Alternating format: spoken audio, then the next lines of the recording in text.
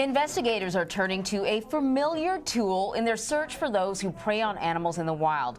DNA is now being used to help track down poachers suspected of killing rhinos, a problem experts say has escalated dramatically in the past decade. This technique can help match a carcass to ivory discovered on a poacher or trafficker. The approach is also being applied to elephants as part of another project, but there hasn't been as much success. Our next guest has been closely following these developments and says this crime scene tool is showing signs of promise.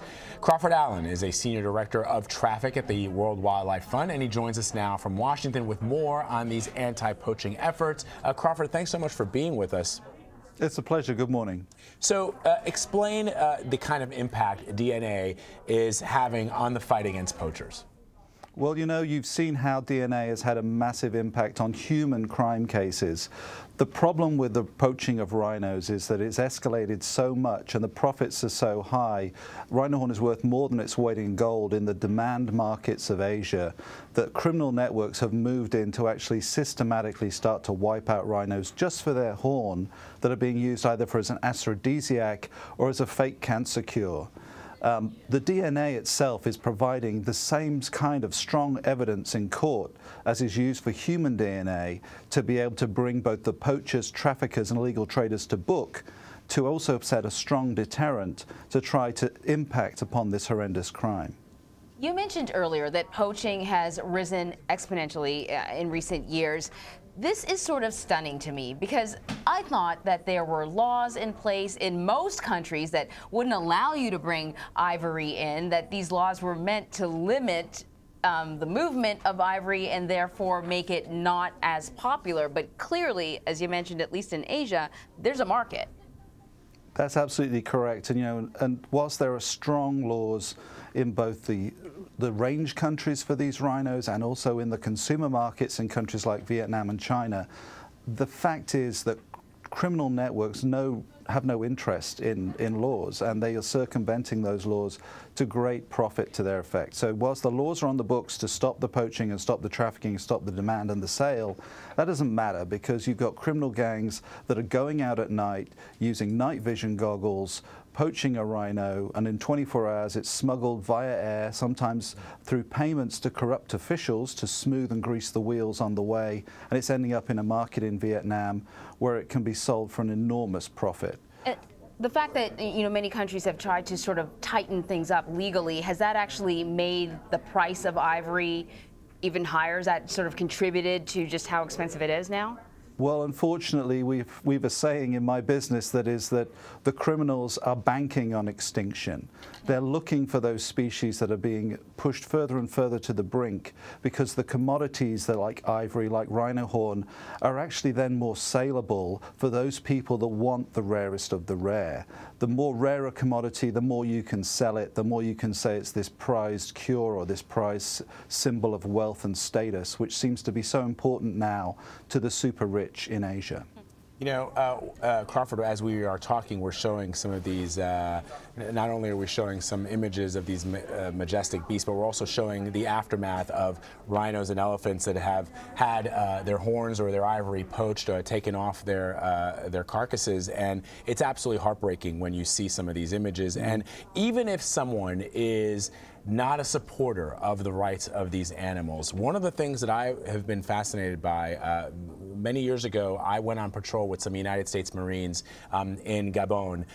They were there to help strengthen the Gabonese military's efforts to combat poachers. And when I interviewed one of the commanders there, he said to me that this was all part of the global war on terror, that maybe perhaps Americans were not aware that the war on terror extended to the United States' efforts to help countries bolster defenses against poachers, but that once the natural resources of a particular country, specifically in Africa, was depleted, generally that's when the population or even leaders turned to terrorism or other means to finance activities, and this was part of that effort. And so I wonder if you can just talk a little bit about that, why this is so important, just beyond the horrific images that we're seeing here, these poor animals that are tortured and killed. Yeah, it is distressing. I've seen it myself in Africa. I've seen the most toughened rangers coming back from the field carrying the carcasses of young rhinos that they've seen grow up and nurtured themselves, and it is a horrible, horrible thing to witness. But there is a bigger story and a backstory to this that goes beyond just a poor person in Africa trying to make a living by poaching a rhino and taking the risk. This is actually does have some links to security issues and some financial flows that may even go to fund terror groups. It is simply a case of any commodity that can be harvested where there's a market for something that is so valuable and illegal. They will move in and they will find ways to fund their terror streams through any means of financing, be it through illegal smuggling of rhino horn or ivory or other things as well. And there have been some indications that that is a security problem, and therefore the military has gotten involved. And in fact, the intelligence communities are closely monitoring the situation. So let's go back to this DNA. How does the approach work? You come across, say, a crime scene, essentially. Then what? So unfortunately, every single day, 3 rhinos are being poached in South Africa alone. There's been over 5,500 rhinos killed in South Africa in the past 5 years. So they are coming across these poaching instances 3 times a day at least. So what will happen when they find a poaching incident is they'll usually find a poor dead animal with its face hacked off.